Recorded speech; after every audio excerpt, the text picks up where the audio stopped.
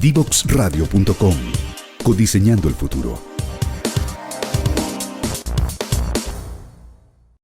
Ya estamos de regreso con más de Tarea de Tecnología acá en Divoxradio.com, y recuerden que ustedes pueden escuchar este capítulo, revivirlo cuantas veces quieran, y también el resto de la temporada, obviamente en Divoxradio.com y en todas las redes sociales que aparecen acá abajo.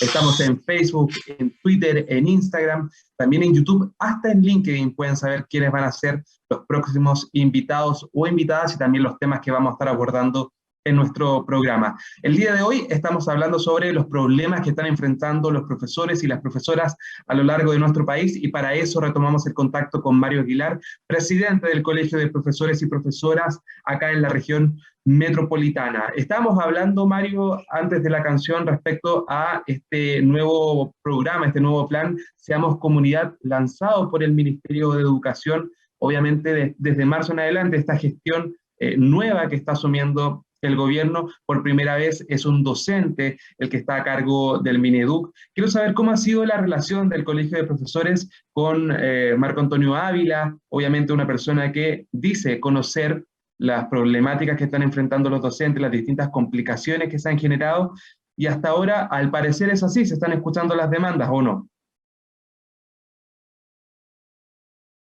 ¿Tienes el micrófono? Sí. Ahora sí. Sí, efectivamente, el profesor Marco Antonio Ávila, que es el nuevo ministro de Educación, ha mostrado sin duda una disposición de diálogo muy diferente a la que teníamos durante el gobierno anterior. Tanto con Marcela Cubillos como con Raúl Figueroa fue siempre muy difícil el diálogo, y por sobre todo hablábamos idiomas muy distintos. Ellos eran abogados, abogada y abogado. Figueroa tenía un máster en Derecho Empresarial. Yo siempre me pregunté qué expertise era ese para efectos del tema de educación. Y el colega Ávila y también el subsecretario son profesores y han tenido experiencia en el sistema escolar. El ministro Ávila fue profesor de aula, fue director de colegio público, ha tenido una ligación, y eso se nota cuando se conversa, se nota en el lenguaje, se nota en el conocimiento que se tiene de lo que se le está hablando. Uno siente que se le conversa y efectivamente entienden las problemáticas, y por lo tanto en ese sentido hay un diálogo mucho más fluido, y uno en el programa este que tú citas, Seamos Comunidad, efectivamente ahí se observa y se aprecia que se escuchó mucho de lo que se planteó. Ahora bien, eso no significa que todo esté perfecto, ¿no? A mi entender, muchas decisiones han sido todavía muy lentas. De hecho, se demoraron, por ejemplo, en flexibilizar la jornada escolar completa, que fue una de las primeras demandas que nosotros hicimos. Y si bien es cierto, finalmente se tomó la medida, se demoró varias semanas, y en esas varias semanas se agudizaron estos problemas de los que yo decía. Entonces, hay un diálogo bastante fluido, hay posibilidades de llegar con relativa facilidad a las autoridades, y no solo ellos, también otras autoridades, Seremi en regiones. En el caso de la región metropolitana nosotros tenemos bastante acceso a la Seremi, y en otras regiones pasa lo mismo, pero nos gustaría más celeridad en las decisiones, como esta que ejemplificaba, y otras que esperamos eso se pueda ir mejorando también.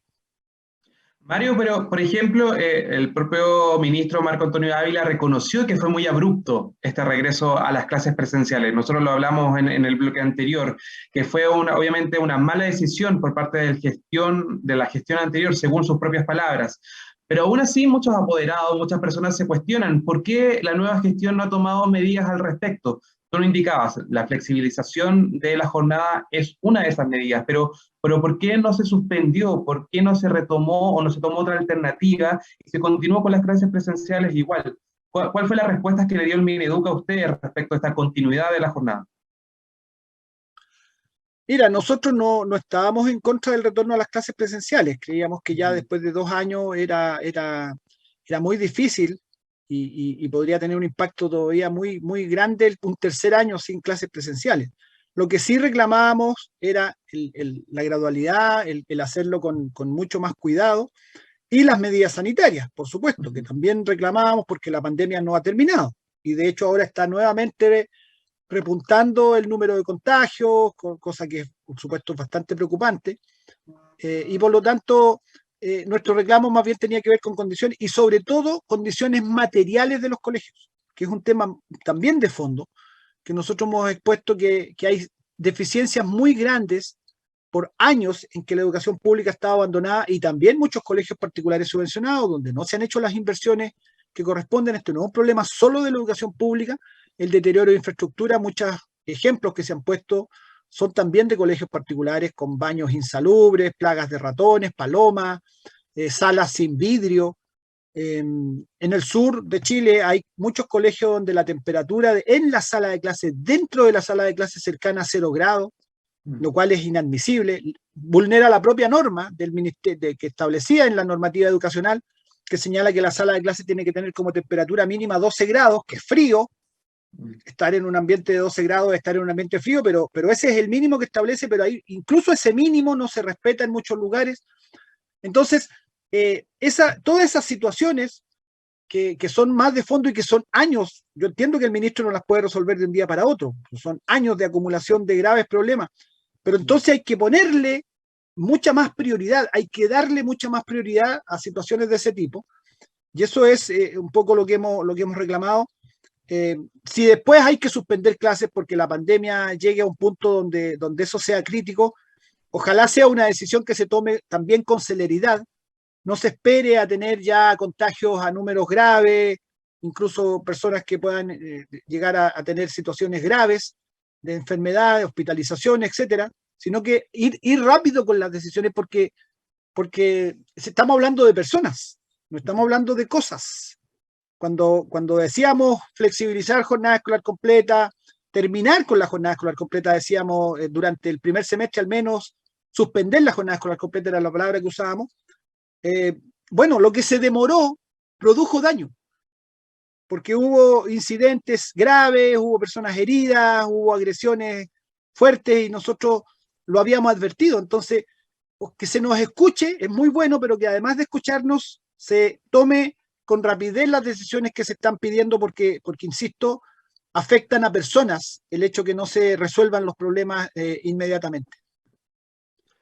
Mario, y obviamente ustedes hablan de este tipo de urgencias no solamente en lo académico, sino también en infraestructura, en condiciones laborales que es necesario atacar para poder mejorar no solamente el rendimiento de los profesores, sino también el proceso de aprendizaje, etcétera. Pero desde el colegio ustedes proponen una redistribución de los fondos, programas que ataquen en esto en específico, porque por ejemplo, Seamos Comunidad busca específico como atacar los retrasos que ha generado la pandemia, mejorar la convivencia escolar, pero al menos en este plan no se está contemplando, según yo, o lo que he leído, respecto al mejorar, por ejemplo, estos aspectos de la temperatura de la sala, la infraestructura, evitar, por ejemplo, este tipo de complicaciones. ¿Cuál es la postura del Colegio de Profesores en este tema? ¿Redistribución de fondos, programas que ataquen esto en específico? Sí, nosotros pensamos que tiene que haber una priorización de recursos distinta. Hemos puesto el ejemplo muchas veces de lo que se gasta en burocracia administrativa, que no es poco, y en todo un sistema de control que además de inútil, pedagógicamente es bastante poco contribuyente, el CIMSE.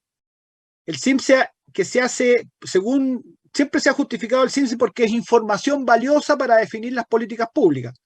Entonces, se somete censalmente, es decir, al 100% de los estudiantes se les somete a esa prueba y al 100% de los colegios y se arman rankings, etc. Bueno, ahí se gastan 30.000 millones de pesos al año. Más de 30.000 millones de pesos se gastan al año en aplicación de la prueba CIMSE.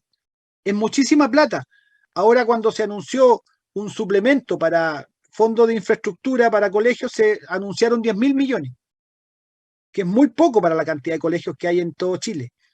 Entonces, ¿por qué no redistribuir los fondos y convertir el CIMSE en una prueba muestral, por ejemplo? Que se tome una muestra, si lo que se quiere es tener información, con una muestra bastaría, una muestra estadísticamente válida, que fuera representativa del 100% del sistema, y no somete a todo un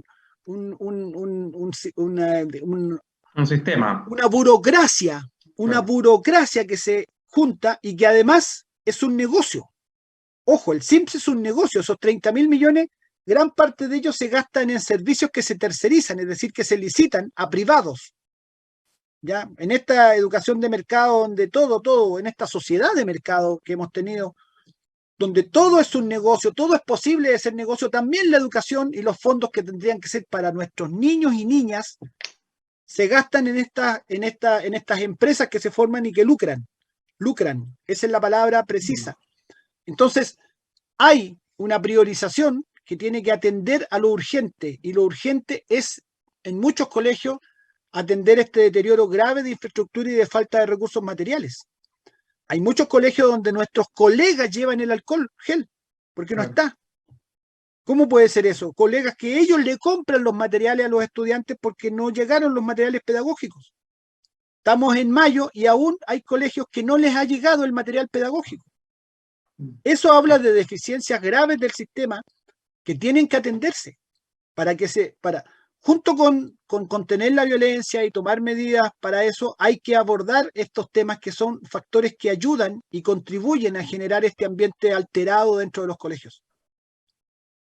Claro, son parte de las complicaciones y de las atenciones que tienen que tener ahí las autoridades para mejorar no solamente el desarrollo de las clases, sino también condiciones mínimas como son las sanitarias, ¿no? El que cuenten con el alcohol gel, que cuenten con sus libros, con cuadernos, que son parte del proceso de aprendizaje, que también son súper importantes. Mario, tú indicabas que esta idea del CIMSE, de reemplazarlo por esta prueba muestral, y ya se habla de que el gobierno va a enviar un proyecto para eliminar la evaluación docente.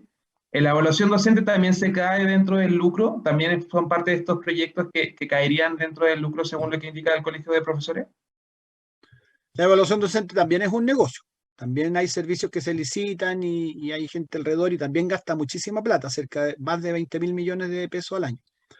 Pero además, es bueno aclarar que no es que se va a eliminar la evaluación docente, se va a eliminar, lo que anunció el ministerio es eliminar la doble evaluación docente, porque mucha gente no sabe que los profesores están sometidos a un doble sistema, que es bastante absurdo, porque finalmente son bastante parecidos, evalúan más o menos lo mismo, son dos leyes que le aplican a los docentes, y por lo tanto se someten a doble sistema con dobles consecuencias. Te puede ir bien en uno y mal en otro, y eso tiene consecuencias. Entonces, eso es lo que se ha anunciado, nos parece un avance. Esto es algo que se había comprometido por parte del gobierno anterior, incluso que lo habíamos logrado como un acuerdo en un paro largo que tuvimos, y sin embargo no se cumplió, se pretextó que por la pandemia no se había podido dar prioridad a ese proyecto de ley. Es un tema pendiente, y varios temas pendientes que se comprometieron, tanto por el gobierno anterior como por el Parlamento, leyes que se sacaron y que Piñera vetó, y que Boric comprometió reponer. Entonces hay varios asuntos que están pendientes, y uno de ellos es terminar con la doble evaluación, pero no aborda el tema de fondo, que es esta carrera docente que también está concebida dentro de esta lógica competitiva, economicista. Y nosotros queremos que también haya una revisión. Creemos que hay que revisar la jornada escolar completa. La jornada escolar completa nos parece que está ya 30 años, más de 30 años que se ha aplicado en Chile, ha demostrado una enorme deficiencias, no ha cumplido su objetivo, explica más agobio. En Chile nuestros estudiantes tienen un currículum extremadamente denso, y te voy a poner un ejemplo en cifras. Finlandia es un país que siempre se habla que tiene muy buena educación, es como el niño símbolo de la educación en el mundo. Bueno, Finlandia, los estudiantes de enseñanza media estudian más o menos 800 horas al año de clases. Y en Chile nuestros estudiantes de enseñanza media tienen 1.200 horas de clase al año. Entonces, finalmente lo que vamos viendo es que no es un problema de cantidad. Y muchas veces nuestros estudiantes tienen verdadero agobio, y después de largas jornadas de clases de 8 de la mañana a 4:30 de la tarde o 5 en algunos colegios, llegan a la casa a hacer tareas y nunca juegan, nunca pueden hacer deporte, no pueden salir en su barrio a jugar con sus amigos. Y la vida también es eso, sobre todo en un niño o niña. Entonces, tenemos que revisar también eso. Tal vez la jornada escolar completa tiene que reconvertirse, que haya verdaderamente posibilidad de que en las tardes o en las jornadas alternas los estudiantes tengan otro tipo de actividades escolares, tipo talleres, deporte, teatro, arte, academias, y no más preparación para el CIMSE. Hoy día, finalmente, la jornada escolar completa se traduce que tienes clases en la mañana y en la tarde sigues teniendo clases para tener un mejor CIMSE, claro, que es absurdo, ¿ya? Y mientras tanto, haciendo agua al sistema, seguimos insistiendo en eso. Eso es lo que tenemos que cambiar, y yo he visto señales en el ministro alentadoras respecto a que entiende que ese es un problema y es algo que tiene que ser revisado.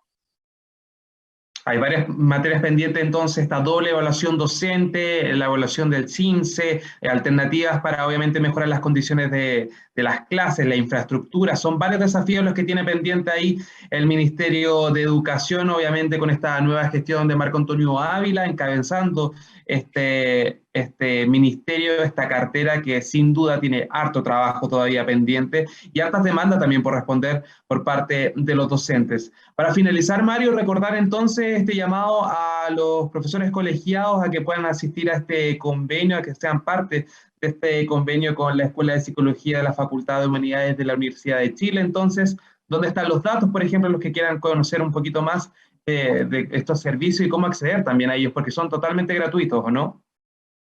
Sí, no tienen costo para nuestros colegas y es parte de este convenio. Por lo tanto, yo los invito a que le saquemos el jugo a este convenio porque claramente es muy beneficioso. Y bueno, si consideramos que cualquier consulta psicológica anda del orden de los 50.000 pesos, solo la consulta, el tener acceso a un servicio gratuito de esa calidad, además respaldado por una universidad tan importante, sin duda es un beneficio que hay que aprovechar. Una excelente alternativa entonces ahí para todos los docentes que tengan algún tipo de complicación, de agobio, de estrés, etcétera, cualquier tipo de ayuda que necesiten, ahí está disponible entonces esta alternativa. Mario Aguilar, presidente del Colegio de Profesores y Profesoras de la Región Metropolitana, muchas gracias por acompañarnos esta mañana acá en Tarea de Tecnología. Ha sido un gusto, Nicolás, muy buena conversación, muchas gracias y un saludo a todos quienes siguieron esta transmisión. Gracias, adiós. Nos vamos a la última canción y a la vuelta a la interrogación para despedir el capítulo del día de hoy.